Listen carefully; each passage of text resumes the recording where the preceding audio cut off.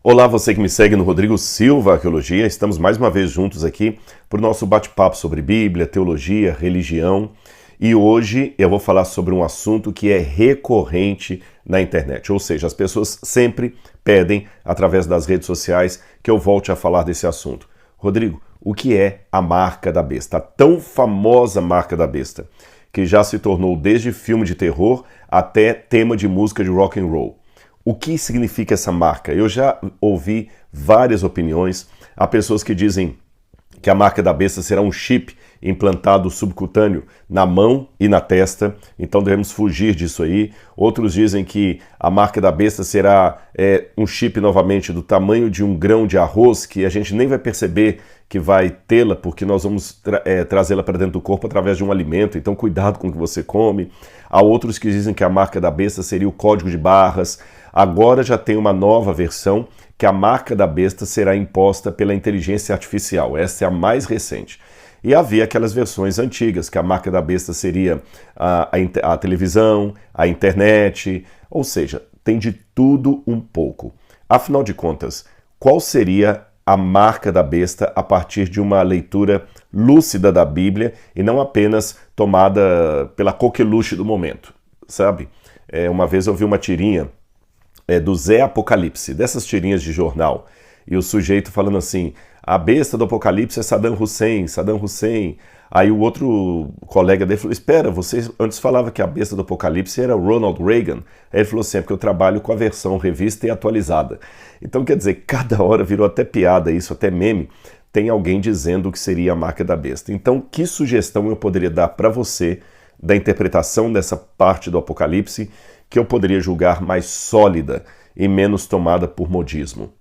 É isso que eu vou falar hoje no nosso vídeo aqui, então fique atento, porque é um assunto realmente que eu sei que interessa as pessoas. Agora, antes eu quero fazer um convite. Dos dias 10 a 14 de setembro, corrigindo aí, de 10 a 14 de setembro, anote na sua agenda, nós teremos a Semana do Perdão. Esse é outro assunto importante, polêmico e delicado. Por que perdoar? Por que eu não consigo perdoar? Quais seriam os benefícios ou os malefícios de perdoar ou de não perdoar alguém? Como é que eu consigo soltar aquela pessoa que me magoou tanto e que eu já estou consciente que estou sofrendo consequências pelo rancor que eu tenho em relação a essa pessoa? E quando a pessoa não está nem aí para o perdão?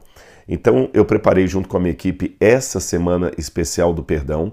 Nós chamamos vários especialistas da área de saúde, da área de leis, da área de comportamento, jornalista. Então eu falarei da parte bíblica, nós teremos outros que vão falar de outras áreas também, inclusive da Bíblia. Nós ouvimos as pessoas na rua, ou seja, nós criamos de uma maneira sintetizada para você uma receita de como perdoar e ser feliz a despeito da dor que você está sentindo em relação a alguém que magoou você. E eu tenho certeza que esta temática é importante para muitos que estão me assistindo nesse momento. Então, dos dias 10 a 14 de setembro, agora nós teremos a Semana do Perdão. Foi preparada com muito carinho, você deve participar dela. Mas para participar, você deve fazer a sua inscrição. Então aqui na descrição desse vídeo, você tem o link. Fique tranquilo que é um evento totalmente gratuito. Você não vai pagar nada, é gratuito esse evento. A nossa equipe preparou, você só tem agora que entrar no link que está na descrição desse vídeo aqui e fazer a sua inscrição e aguardar as informações e participar da Semana do Perdão. Eu conto com você, eu acho que você vai gostar do que nós preparamos ali, tá certo? Do perdão para Apocalipse, especificamente Apocalipse 13. Vamos falar da marca da besta. Já falei aqui que há diferentes interpretações e para não cair naquela situação de música de amor quando você está na fossa, parece que qualquer uma conta a sua história, qual seria uma interpretação lúcida da marca da besta? Eu sei que alguém que está assistindo já está coçando para escrever nos comentários aí: Rodrigo, mas você é adventista, vai dar a interpretação da sua igreja? O outro é Testemunho de Jeová, o outro é Mormon, o outro é pós-tribulacionista, o outro é pré-tribulacionista. E para explicar esses dois últimos itens aí para você, essas duas últimas expressões, na teologia nós temos as várias áreas de estudo. Aquele estudo dos últimos eventos, ou da vida particular do indivíduo, ou da humanidade, nós chamamos de escatologia. Escatologia, o estudo das últimas coisas. A escatologia particular ou pessoal é aquela que responde a perguntas como: o que acontece depois da morte? Qual a natureza da morte? Por que morremos? O que acontece no final da vida do indivíduo? Ele vai para o céu, para o inferno, para o purgatório, ele reencarna, ele dorme na sepultura. O que acontece? Essa é a escatologia individual. A escatologia geral é aquela escatologia sobre o fim dos tempos, o que acontecerá nos últimos dias da história desse mundo. Alguns até trabalham com uma escatologia realizada, outra a se realizar, o sim e ainda não. Então são temáticas sobre o fim do mundo. E dentro dessa temática fala-se da grande tribulação, que será o momento em que o anticristo estará governando com força quase irrestrita sobre os governos desse mundo. Ele estará dominando sobre a política, sobre a economia, sobre a religião, e é nesse momento que será colocada a marca da besta sobre todas as pessoas, no período ali iminente à grande tribulação e pegando a grande tribulação. Então alguns teólogos interpretam que a igreja passará pela grande tribulação e será perseguida pelo anticristo. Outros pensam que não, que a igreja será arrebatada antes e somente os que ficarem para trás, especialmente judeus, que não aceitaram Jesus como Messias, é que vão ser perseguidos, e aqueles da igreja que não estavam preparados. E há aqueles que até negam a tribulação. Bom, então, como eu falei, há várias linhas, por isso que eu citei os pré-tribulacionistas ou pós-tribulacionistas. E essas correntes teológicas que eu citei aqui foi apenas para admitir que realmente há várias interpretações e você pode colocar: Rodrigo, você vai apresentar o ponto de vista de um adventista. Então, para tentar ser o mais isento possível das atuais interpretações, eu vou deixar de lado Ellen White, Martinho Lutero, João Calvino, João Wycliffe, Santo Agostinho de Hipona, para representar os católicos. Eu deixarei de lado todos os comentaristas modernos e vou procurar ler o texto bíblico, à luz do texto bíblico, e usando como ferramenta algo que você já deve ter me visto falar na internet ou usar na aplicação da Bíblia: a arqueologia. E por que a arqueologia?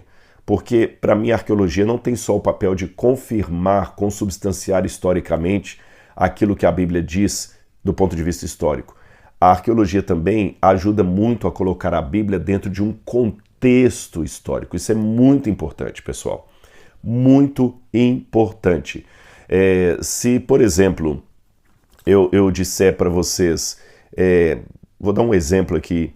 Olha, essa menina aí, ela é da Zona Sul, ela é riquinha da Zona Sul. O que eu quero dizer com essa expressão riquinha da Zona Sul?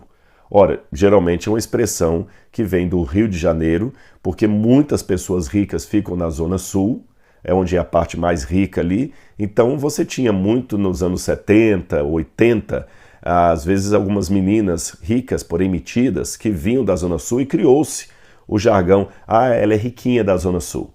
Só que essa frase, daqui a 2000 anos, traduzida para uma outra língua, que hoje ainda nem existe, e virando Bíblia, ia causar muita discordância nas igrejas, muitas posições. O que significa riquinha da Zona Sul? Aí uns iam dizer que a Zona Sul era uma coisa, era outra, era outra, era outra. E uma maneira lúcida que eu acho de interpretar o que era riquinha da Zona Sul seria voltando ao nosso tempo e procurando saber de onde veio essa expressão. E procurando fora daquele texto as explicações para a expressão idiomática riquinha da Zona Sul. Aí nós iríamos entender melhor a gíria ou a expressão. Ficou claro o exemplo que eu dei? É isso que eu quero fazer com a Bíblia. Eu quero convidar você a mentalmente fazer uma viagem ao passado há 2000 anos e tentarmos imaginar. É possível esse exercício, viu? Ele não é um exercício assim fora da caixinha, não. Há possibilidade técnica de fazer esse exercício, de voltar mentalmente a 2000 anos e imaginar como um leitor da Ásia Menor, daquelas igrejas que receberam pela primeira vez os manuscritos do Apocalipse, entenderam essa mensagem. Porque o Apocalipse, antes de ser um livro escrito para nós, foi escrito para as pessoas que viveram na Ásia Menor, nas igrejas que eram pastoreadas pelo apóstolo João. Então eu tenho que fazer essa pergunta. É lógico que a viagem mental que eu falei não é uma viagem literal. Não tem como entrarmos numa máquina do tempo e voltarmos 2000 anos. mas podemos, de uma maneira lúcida e literária, fazer sim uma viagem para imaginar, não de maneira conjectural, mas de maneira assim, pelo menos uma hipótese razoável, como um leitor ou um ouvinte, porque nem todos tinham acesso à leitura, como um ouvinte primário do Apocalipse de João entendia isso. Alguém que viveu contemporâneo ao apóstolo, muito antes do nascimento de Wycliffe, Zwinglio, Agostinho, Calvino, todos esses que eu mencionei aqui e outros mais. Porque é uma leitura mais, assim, isenta dos elementos que foram colocados a posteriori. Tá certo? Eu vou ler para você a passagem bíblica que fala da marca da besta. Temos que começar lendo a Bíblia. A passagem está em Apocalipse capítulo 13, versículos 16 até o versículo 18. E diz assim: A todos os grandes e os pequenos, os ricos e os pobres, os livres e os escravos, faz com que lhes seja dada certa marca na mão direita ou na testa, para que ninguém possa comprar ou vender, senão aquele que tem a marca ou o nome da besta ou o número do seu nome. Aqui está a sabedoria. Aquele que tem entendimento, calcule o número da besta, pois é número de ser humano, e esse número é 666. Bom, vamos por etapas. Já li o livro, já li a passagem bíblica, agora vamos ver o contexto imediato dela. Essa passagem bíblica, ela está dentro de um capítulo maior, que é o capítulo 13 do Apocalipse. E no capítulo 13 do Apocalipse, a rigor, não existe uma besta, porém duas bestas. Dois paquidermes, duas feras. Uma que sai do mar e tem todas as características de um ser religioso, e outra que sai da terra, que tem todas as características de um ser político. Essa besta que sai da terra, que é um elemento político, é ela que dá força política à primeira besta para que essa se torne uma senhora da humanidade e tenha hegemonia sobre todos os povos. Essa é a súmula de tudo que nós estamos vendo aqui. E essa besta que surge da água, do mar, ela por sua vez recebe o poder do dragão. Então ela mesma não tem poder em si, porque essa besta inicial que surge do mar, ela recebe o poder do dragão. O dragão dá autoridade dela para a besta. E quem é o dragão no Apocalipse? É o próprio diabo. E já vou antecipar para você que é quase unânime entre os comentaristas que o dragão é uma mescla do diabo representado na história pelo Império Romano. Então essa besta ela recebe o poder do dragão de acordo com o texto, e depois ela recebe também outro poder da segunda besta que a torna a senhora de todo o planeta. Ficou claro? É isso aí. E é esta segunda besta que coloca uma marca, uma testa na mão direita ou na fronte de todas as pessoas, e essa marca é relativa à primeira besta. Então quando fala a marca da besta, eu estou falando da besta que saiu do mar. Dois animais. Muito bem. Agora que eu já tenho o contexto, a passagem e o contexto imediato dela, vamos ao contexto maior dela, o livro do Apocalipse. Aí no Apocalipse, algumas coisas me chamam a atenção. Em primeiro lugar, você sabia que o Apocalipse é o livro que mais faz alusões ao Antigo Testamento, ao Antigo e Novo Testamento? O Apocalipse é o livro que mais faz alusões ao resto da Bíblia Sagrada. Agora olha o paradoxo. O Apocalipse é o único livro que não traz nenhuma citação direta de outro livro bíblico. Olha que interessante. O Apocalipse é o livro que mais faz alusão aos outros livros da Bíblia, mas é o livro que não traz nenhuma citação direta da Bíblia. As alusões são sempre, como diz o nome, alusões. São paráfrase, lembranças, imagens que lembram aquela passagem do Antigo Testamento. São esses elementos que o Apocalipse traz, tá certo? E outra coisa, a segunda coisa que me chama a atenção no Apocalipse é que ele sempre mostra Satanás realizando uma contrafação a Deus, um plano paralelo ao de Deus. Satanás é o maior imitador de Deus no Apocalipse, mas deixe-me explicar a imitação que o diabo faz de Deus. Não é uma imitação de Deus como Jesus falou, sejam perfeitos como perfeito é o Pai de vocês que está no céu. Não é imitação, como Paulo falou o seguinte, sejam meus imitadores como eu sou imitador de Cristo. Não. Essa imitação que o diabo faz de Deus e do Cordeiro, do Messias, é uma imitação barata, é uma paródia, é uma imitação similar àquela bolsa falsificada que está na 25 de março sendo vendida lá na banca e que traz a marca lá Gucci, Louis Vuitton. Ela tem toda a aparência da bolsa original que é vendida lá nos Estados Unidos ou na Europa. Ela tem toda a aparência, só que ela não é verdadeira. A imitação da bolsa cara não visa imitar a qualidade da bolsa cara, visa baratear aquela imitação ali para enganar as pessoas comprando uma bolsa falsa que passa por uma verdadeira.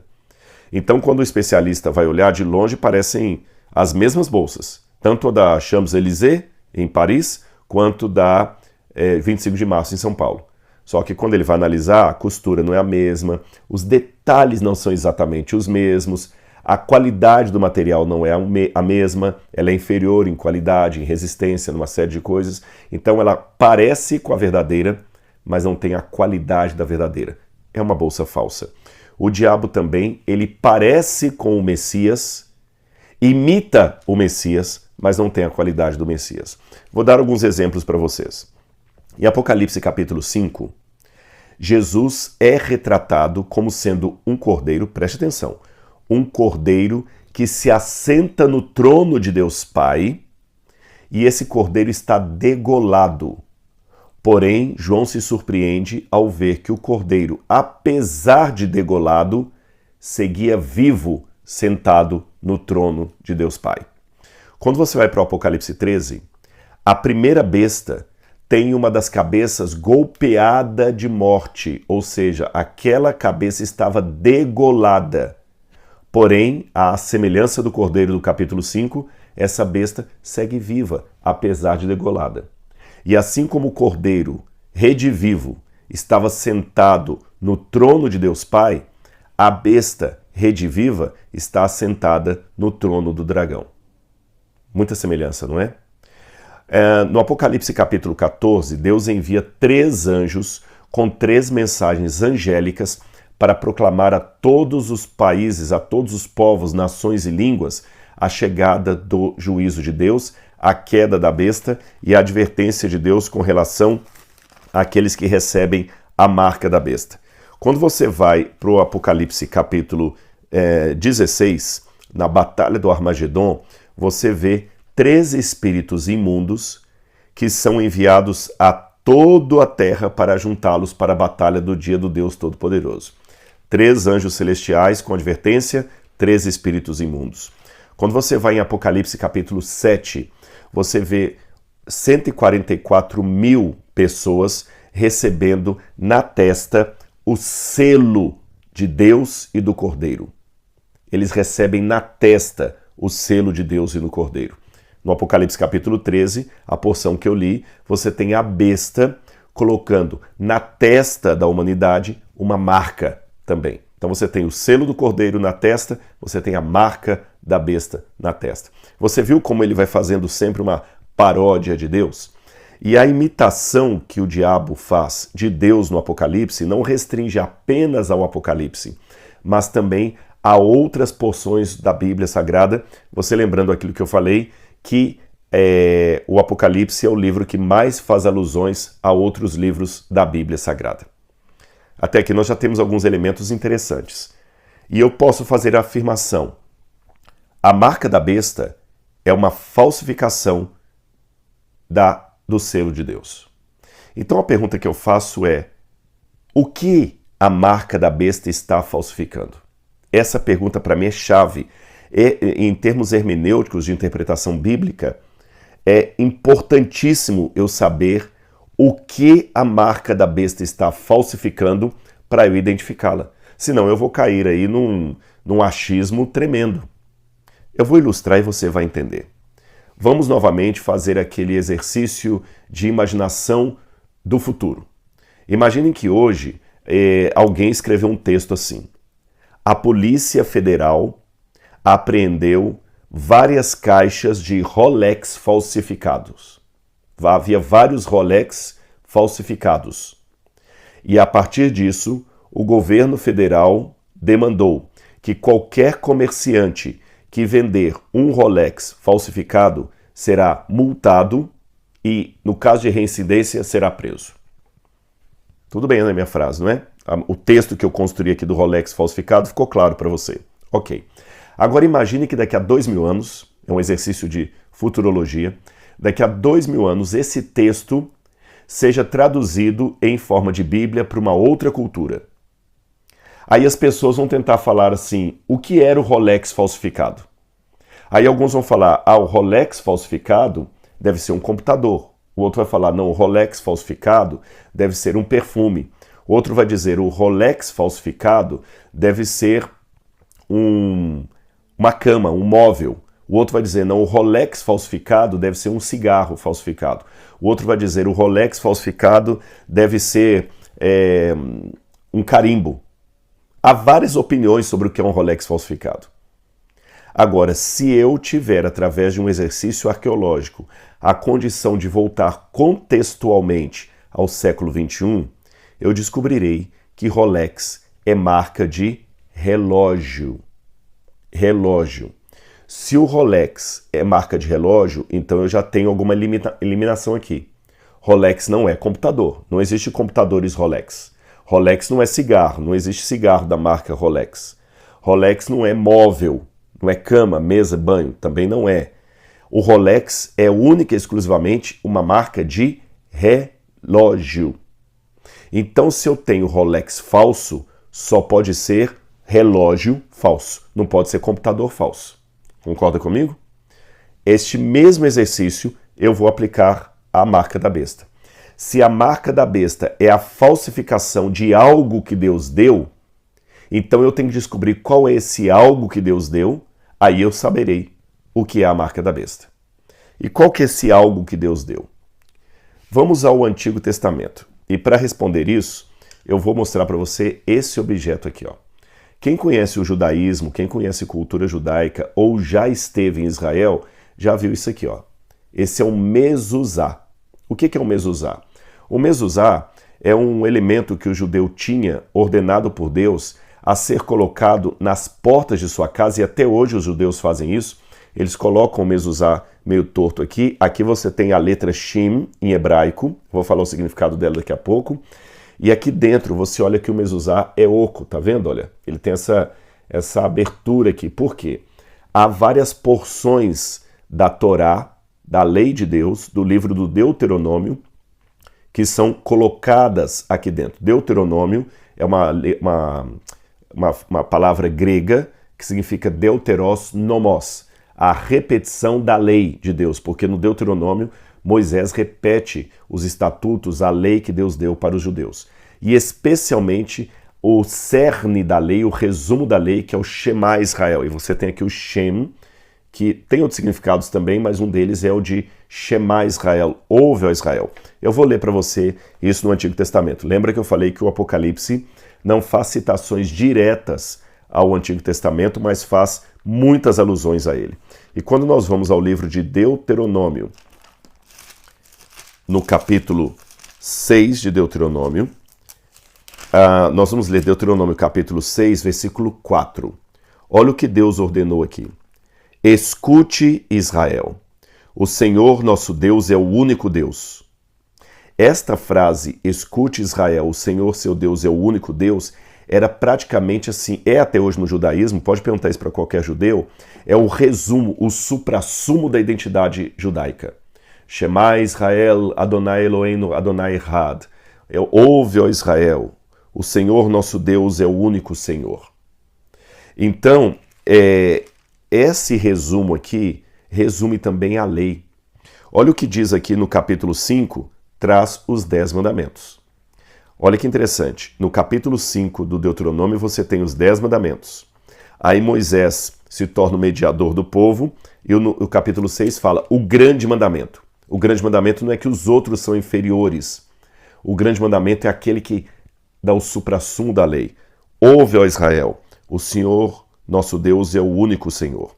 Portanto, aí continua, Ame o Senhor, seu Deus, de todo o seu coração, de toda a sua alma e com toda a sua força. É interessante que na época de Jesus, como nós vemos nos desafios das escolas de Shammai e Hillel, duas escolas rabínicas daquela época, muitos jovens desafiavam os seus professores, pelo menos temos 2 casos, pedindo que eles resumissem a lei e os profetas enquanto ele ficava numa posição assim, levantando a perna como se fosse fazendo 4. Um professor mandou o aluno embora e falou que era impossível resumir a lei, o outro resumiu. Jesus também recebeu alguém que perguntou isso para ele: Senhor, qual que é o grande mandamento? O que resume a lei? Jesus repetiu justamente Deuteronômio capítulo 6. Jesus falou: amar o Senhor, seu Deus, de todo o seu coração, de toda a sua alma e de toda a sua força ou entendimento, e amar o seu próximo como a si mesmo. Aqui eu já começo a destrinchar a lei, porque fala amar o Senhor, seu Deus, de todo o seu coração, de toda a sua alma e de toda a sua força. Alguns traduzem com todo o seu entendimento. A força, a mão. O trabalho, o entendimento, a mente. E vamos continuar o texto. Estas palavras, diz o Deuteronômio, que hoje lhe ordeno, estarão em seu coração. Em seu coração. Você as inculcará a seus filhos, e delas falará quando estiver sentado em sua casa, andando pelo caminho, ao deitar-se e ao levantar-se. Também deve amarrá-las como sinal na sua mão, e elas serão por frontal entre os olhos. Você as escreverá em umbrais da sua casa e nas suas portas. Você as escreverá. Está vendo o mezuzá? Por isso que eles resumem. E colocará no umbral de sua porta. Mas o texto não falou só do mezuzá. Falou também que eles deveriam colocá-la por frontal entre os olhos e na mão. O judeu entende que é a mão esquerda porque fala do coração, é a mão do coração. E se você for hoje a Israel, você vai ver muito essa cena.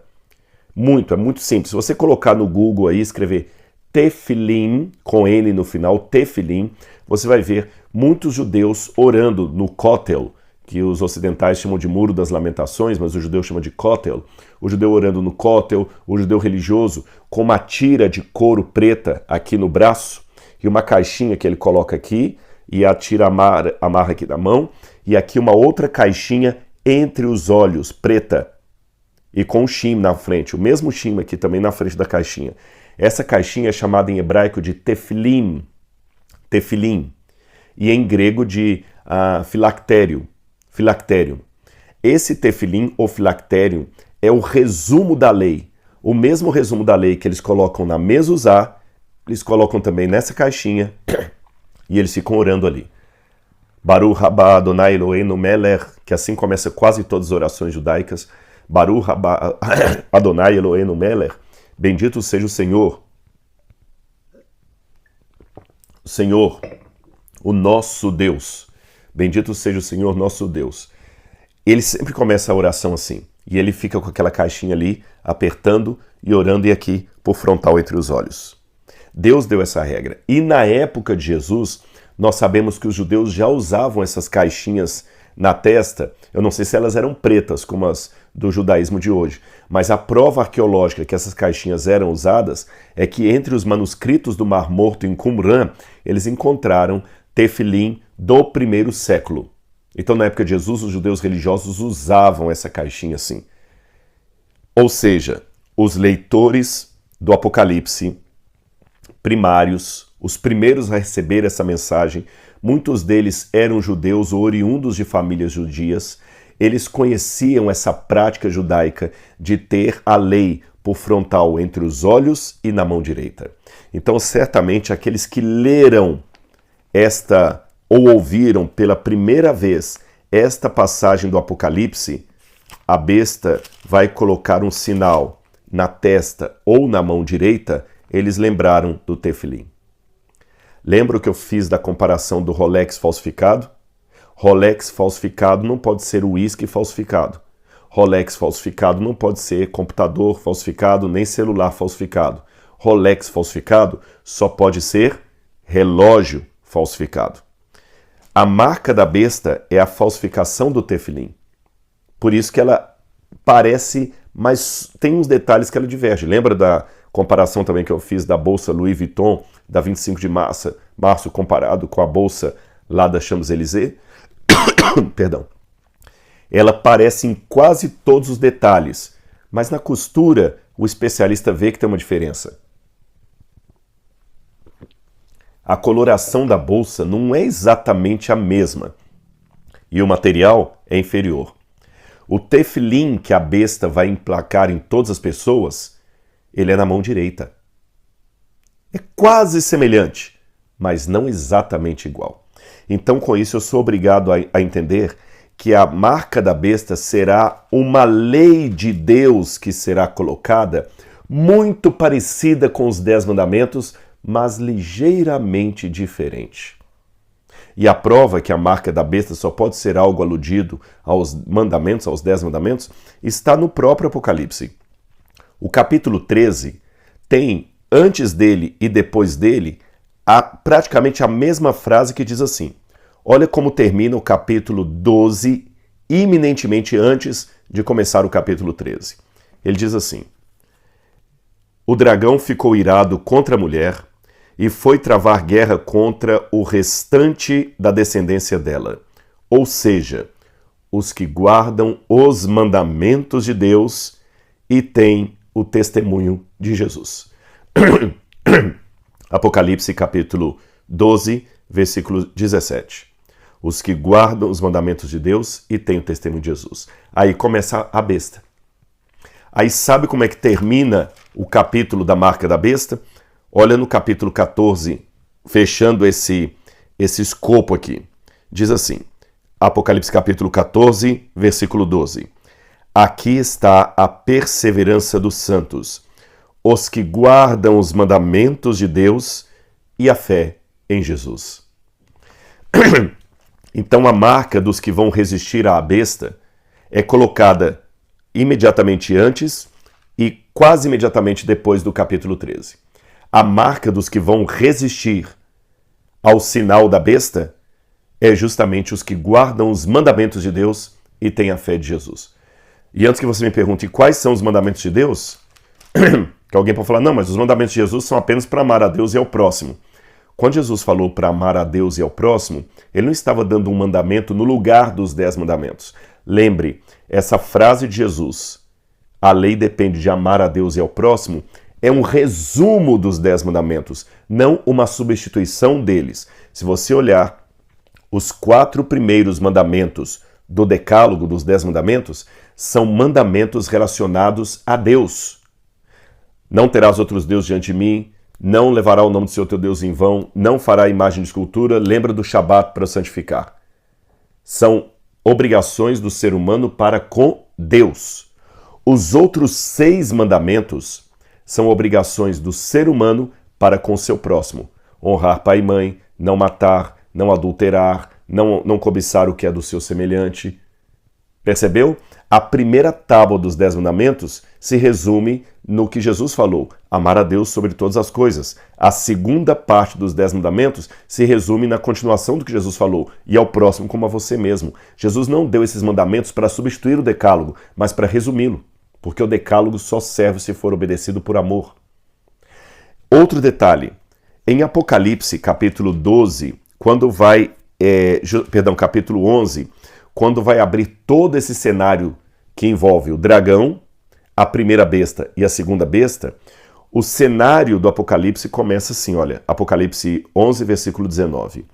Abriu-se então o santuário de Deus que se acha no céu e foi vista a arca da aliança no seu santuário. E sobrevieram relâmpagos, vozes, trovões, terremoto e chuva de granizo. Em que parte do Antigo Testamento sobrevieram no mesmo momento relâmpagos, vozes, trovões, terremoto e grande chuva de granizo? A que o Apocalipse está aludindo aqui? Ao momento em que Deus entregou a lei para Moisés no Monte Sinai. E no início o verso já dizia, abriu-se o santuário de Deus, que se encontra no céu. Na terra tinha um santuário que era uma cópia do santuário celestial. E nesse santuário da terra, você tinha o que ali no lugar santíssimo? A Arca da Aliança. E o que ficava dentro da Arca da Aliança? Os 10 mandamentos. Então, meus amigos, independente do que escreveram Calvino, Santo Agostinho de Hipona, Santo Tomás de Aquino, Ellen White, Lutero, Adam Clarke, qualquer autor que eu pudesse imaginar, eu, com muita honestidade intelectual, você pode discordar de mim e eu respeito a sua discordância, mas com muita honestidade intelectual, vendo o contexto da época arqueológico e como ele me ilustra esse texto aqui, eu só posso concluir que a marca da besta será uma afronta aos 10 mandamentos da lei de Deus. Então fique atento. A única coisa que eu peço a você é fique atento. Qualquer proposta de governo que não afronte a lei de Deus ou aos mandamentos de Deus, como bom cidadão, eu tenho que obedecer. Devolver meus impostos, ser um bom cidadão, ter civilidade, dar o exemplo de cidadania. Mas se qualquer governo de qualquer país, ou mesmo o governo mundial que já está se desenhando aí, e não é teoria da conspiração não, tem muita gente política de conhecimento falando do planejamento de uma moeda única, de um governo único, de uma legislação única, de uma economia global. Qualquer proposta que afrontar qualquer um dos 10 mandamentos, o meu apelo a você, fique do lado de Deus. Mesmo que isso custe o seu emprego, mesmo que você não possa comprar ou vender, porque você não vai se render ao sistema, porque somente nesta fidelidade é que você receberá o sinal de Deus sobre a sua fronte e não a marca da besta sobre a sua fronte. Tá certo? Sem fanatismo, sem sensacionalismo, sem modismo de a marca da besta é computador, a marca da besta é inteligência artificial, a marca da besta é o Bill Gates, a marca da besta é a Apple. A marca da besta, para mim, é uma afronta que será feita num governo mundial contra os 10 mandamentos de Deus. Ponto. Eu não tenho como fugir disso. Agora, e você? O que pensa de tudo isso?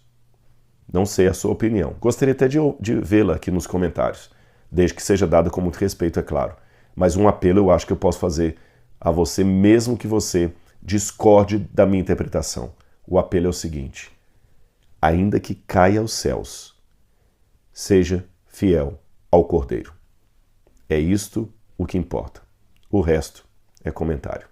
Que Deus abençoe você e sua vida. Um grande abraço e não se esqueça de se inscrever na Semana do Perdão dos dias 10 a 14 de setembro.